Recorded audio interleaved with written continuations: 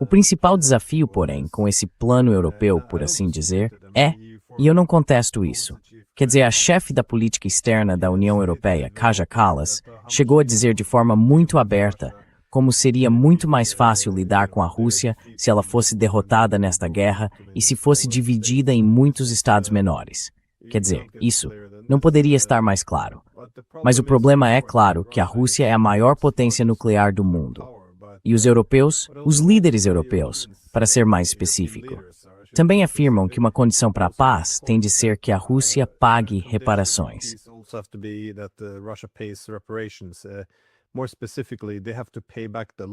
Mais especificamente, eles têm de pagar de volta os empréstimos que a União Europeia concedeu à Ucrânia, o que é uma forma de retirar recursos. E é simplesmente uma recusa básica, depois de 4 anos e meio, até mesmo de conversar com os russos. Embora você sabe, eles aleguem estar ao lado da Ucrânia e tudo mais. Mesmo que a maioria dos ucranianos queira negociações imediatas e saiba do que se trata esta guerra. Trata-se do colapso de uma arquitetura de segurança pan-europeia. Mas eu me perguntava, o que mais é possível para a Europa? Porque eu consigo entender o pânico entre a liderança europeia. Quer dizer, o modelo econômico deles entrou em colapso completamente.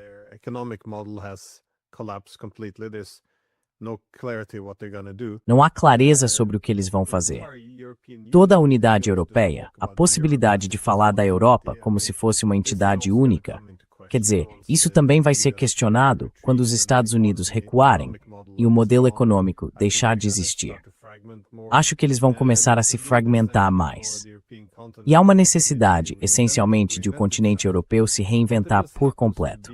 Mas acontece que há um enorme país europeu, mais especificamente o maior país europeu que temos no continente, que é a Rússia, e que aparentemente tem recursos naturais ilimitados. Ela tem um território imenso e infraestrutura de transporte.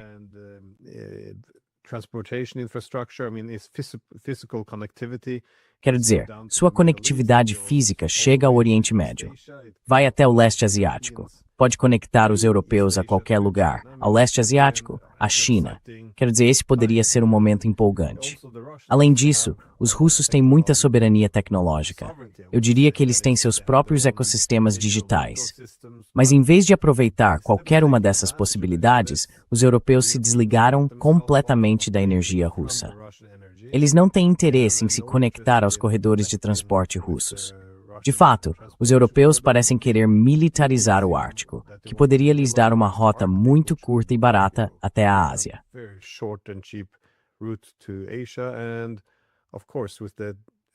E claro, com a tecnologia russa, porque eles de fato têm, como eu disse, esse ecossistema digital, parece que estamos obcecados com a ideia de bombardear a Wildberries e todos esses centros de comércio eletrônico. Quer dizer, é realmente bastante surpreendente.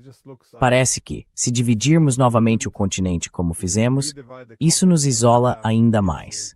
Quer dizer, se encontrássemos uma causa comum com a Rússia, ou pelo menos trabalhássemos com eles, conversássemos com eles, poderíamos criar uma Europa muito diferente.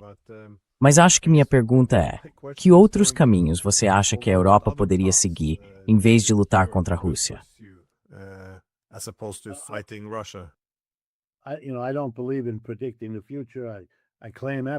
Eu não acredito em prever o futuro. Não alego ter absolutamente nenhuma habilidade para fazer isso, e também não vejo essa habilidade em nenhum outro lugar. Dito isso, se você reformulasse sua pergunta e me perguntasse como eu imagino que as coisas vão evoluir, eu diria o seguinte: acho que o rearmamento da Europa, que já está em curso, vai receber apoio dos Estados Unidos, simplesmente porque isso libera recursos que poderiam ser gastos de formas que ajudam a Europa, para serem usados aqui nessa área. Sabe, para ampliar todo o arsenal de interceptadores Patriot, que obviamente está em falta hoje em dia, e assim por diante.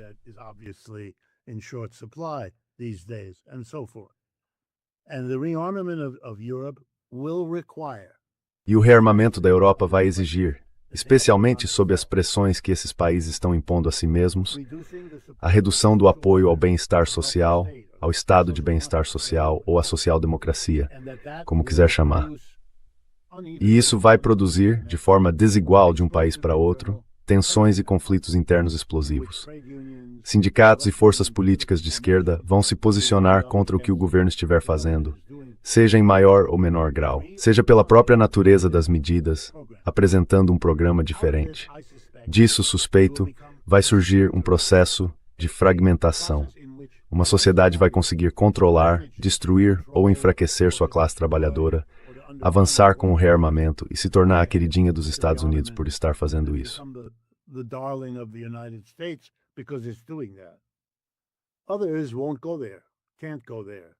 Outros não vão chegar a esse ponto. Não podem chegar a esse ponto. A classe trabalhadora deles não vai permitir. Ela vai parar o país inteiro. Nesse momento, a liderança vai mudar. Os velhos líderes de que estamos falando, Starmer, Merz, Macron e todos esses, serão varridos dos lugares onde a classe trabalhadora se levantar. Pode ser uma classe trabalhadora que foi para a direita, o que seria mais o modelo alemão, ou uma que foi para a esquerda, que é mais o modelo francês. Quando isso acontecer e onde acontecer, novos líderes vão surgir com outro plano, porque terão de ter outro plano. Qual é esse outro plano? De certa forma, nossa conversa responde à pergunta. Serão eles que vão dizer o que você acabou de dizer.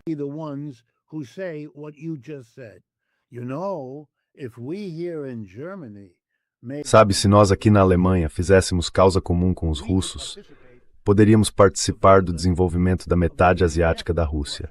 Poderíamos voltar a ter acesso à energia barata e reverter a desindustrialização. Bem, a classe trabalhadora na Alemanha pode fazer esse acordo, e a classe empresarial alemã, grata por isso, mudaria de aliança e largaria os Merz como uma pedra. Simplesmente o jogariam fora como um agente americano, que ele é de qualquer forma. Acho que aí haveria a possibilidade de uma organização inteiramente nova. E isso também colocaria um tipo enorme e novo de pressão sobre a China, porque a China passaria a ter de se ver não como aliada da Rússia, mas como rival da Rússia.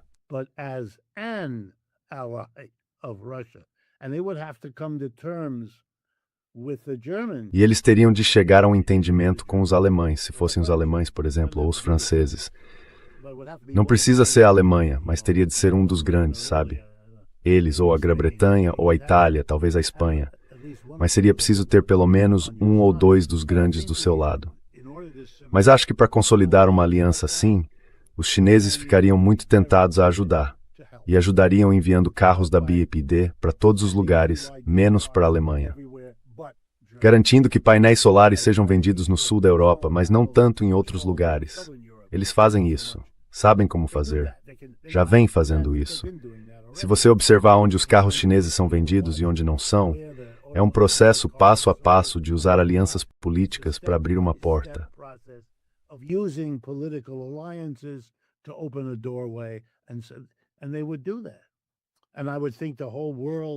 E eles fariam isso. E eu acho que a economia mundial inteira mudaria.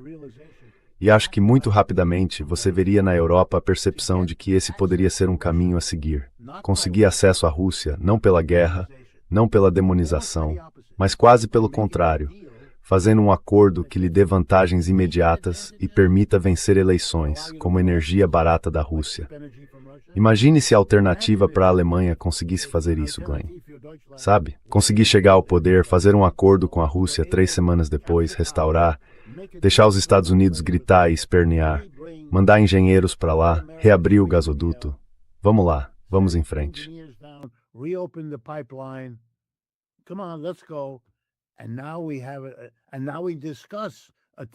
E agora discutimos um plano de 10 anos, no qual a industrialização alemã pode ser incorporada para ajudar em toda a Rússia, com a criação cuidadosa de organizações e corporações, em que 51% sejam de propriedade russa e 49% alemã.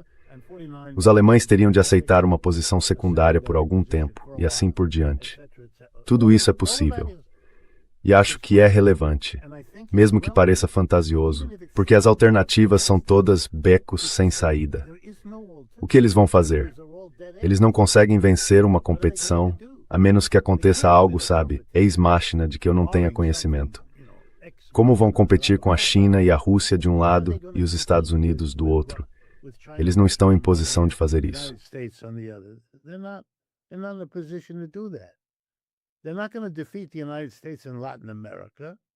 Eles não vão derrotar os Estados Unidos na América Latina, nem vão fazer isso em nenhum outro lugar. Sabe? Simplesmente não. Os chineses já têm a Ásia e estão conquistando a África rapidamente. Para eles acabou. Acho que também acabou porque a era do colonialismo está muito, muito morta. Não dá mais para fazer isso. Quando você propõe isso, as pessoas reagem como se você fosse louco, ou você tem que fazer isso de um jeito que constrói a oposição. Quero dizer, pense nisso comigo. Israel está tentando fazer colonialismo de assentamento em Gaza. Para ter esse projeto, ele precisa ser genocida, no momento da história em que o mundo inteiro é contra o colonialismo, por todos os genocídios que ele cometeu.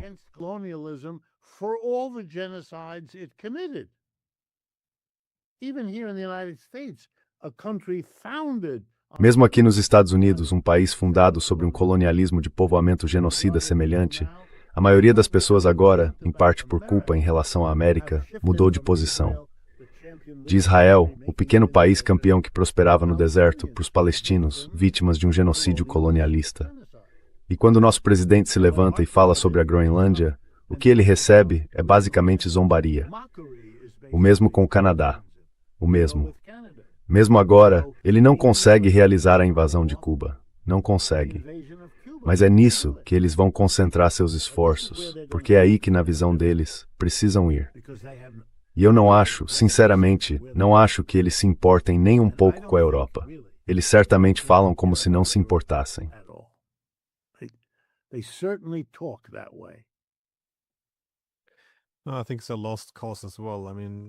Acho que também é uma causa perdida. Mas é o seguinte, essa parece ser agora a única estratégia dos líderes europeus, ou seja, serem vistos como um multiplicador de força em Washington. Isto é, se conseguirmos mostrar que somos capazes de derrotar os russos, de repente o valor de mercado da Europa aumenta. E eles não param de falar sobre como a Europa agrega valor aos Estados Unidos. Mas se precisam falar tanto disso, então obviamente estão encobrindo algumas deficiências aí. Mas, de novo, esse é o único jogo disponível, mostrar seu valor aos Estados Unidos. Os Estados Unidos vão se comprometer com a Europa, e essa é a única ideia que eles têm para restaurar a relevância da Europa.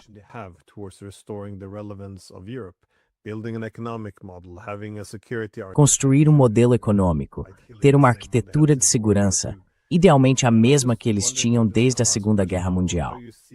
Mas eu só queria perguntar, como última questão, como você vê a viabilidade disso? Porque você mencionou os alemães como exemplo. É claro que temos problemas diferentes em toda a Europa. No Reino Unido, vimos que Starmer foi substituído, mas mais ou menos por um clone. Então não vai haver muita diferença. Macron também. Ele talvez saia em breve. Mas você mencionou Merz. Só que é claro, ele está apavorado com a AfD, porque como você disse, a líder mais ou menos afirmou, bem, se vencermos, vamos primeiro a Moscou e tentar redefinir as relações, porque isso é uma loucura.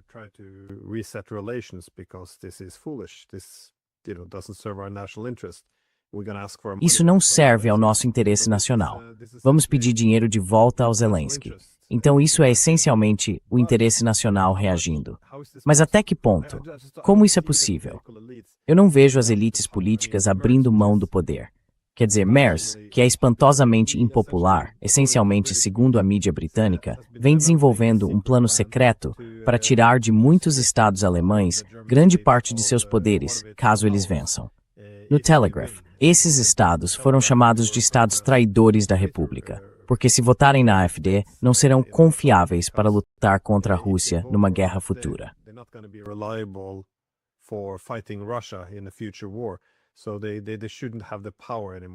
Então eles não deveriam mais ter poder, diz o líder mais impopular da Europa.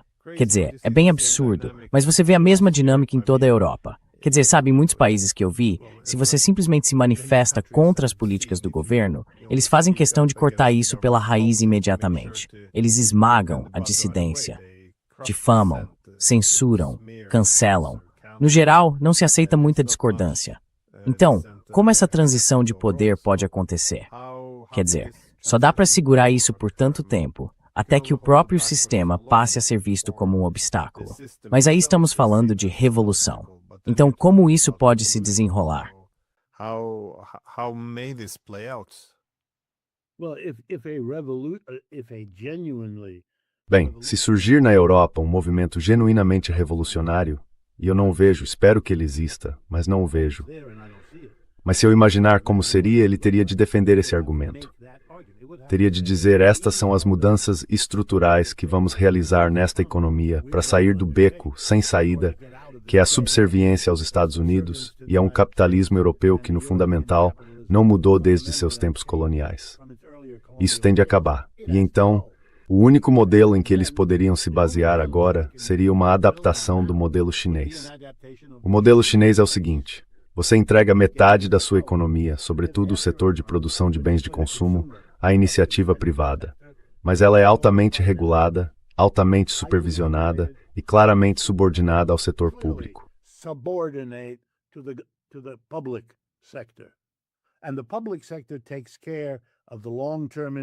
E o setor público cuida dos investimentos de longo prazo, das decisões macro sobre para onde este país vai. E eles podem usar o que aprendemos com a economia keynesiana e outras correntes econômicas, como moldar a demanda, garantir que ela tenha qualidade suficiente para absorver toda a produção e então assumir a forma entre os diferentes setores do desenvolvimento econômico desta sociedade como um todo.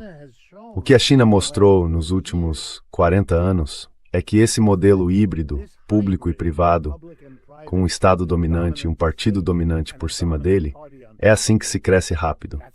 E esse crescimento rápido aconteceu em um país que não usou nenhum tipo de colonialismo externo.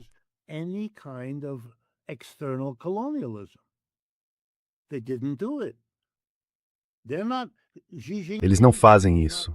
Xi Jinping não fica fazendo poesia sobre a Mongólia. Não há nada comparável à Groenlândia, ao Canadá ou ao Panamá. Ou, no caso da Europa, ao Ártico. Ou sabe diminuir a Rússia, esquartejá-la. Repare, eles não fazem isso. Não precisam disso, porque a função disso... E aí, sabe, eu poderia citar Rosa Luxemburgo, porque foi ela a primeira a dizer isso. Ela disse, você precisa ter colonialismo se não resolver seu problema macroeconômico de outra forma. Então, isso vai lhe dar pelo menos algum tempo. Muito presciente. Quando você fica sem... Ela escrevia numa época em que já não havia mais terras livres. Ela escrevia no fim do século XIX.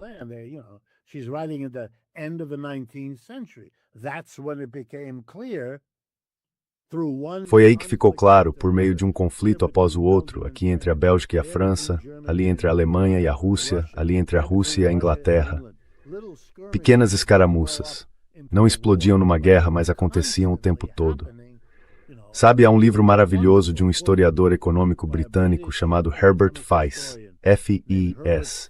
O título era, eu fazia meus alunos lerem esse livro ao longo dos anos, Europa, o banqueiro do mundo. E ele estudava como os acordos bancários interligados financiavam os dois lados de todas essas escaramuças. E eles conversavam entre si sobre a guerra colossal que estava por vir, que foi a Primeira Guerra Mundial. E todos escreviam sobre isso nos 20 anos antes de 1914. Então, para mim, eu vejo esse tipo de movimento.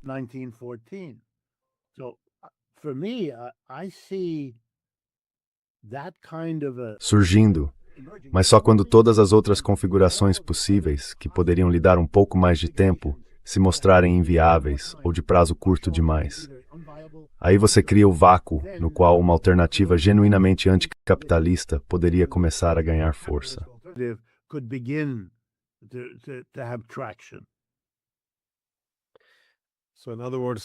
Em outras palavras, you há muito emergência super a curiosidade war e a que é uma mode. Não acho que haja muita coisa. Não resta muito espaço. Bem, professor Wolff, como sempre, muito obrigado pelo seu tempo. Eu sei que o senhor está ocupado aí em Nova York. Sim, devo dizer a você e ao seu público que as condições para a mudança neste país estão amadurecendo muito rapidamente. E todos nós estamos muito felizes com isso. Mas também temos plena consciência de que este é um país que não vive essa experiência há 75 anos e está despertando para a percepção de que a política é mais do que os republicanos e os democratas. Essa é uma abertura maravilhosa e está estimulando a arte e a música de uma forma que não víamos há algum tempo. Mas também é um sinal de grandes mudanças. E a surpresa para a Europa pode vir daqui.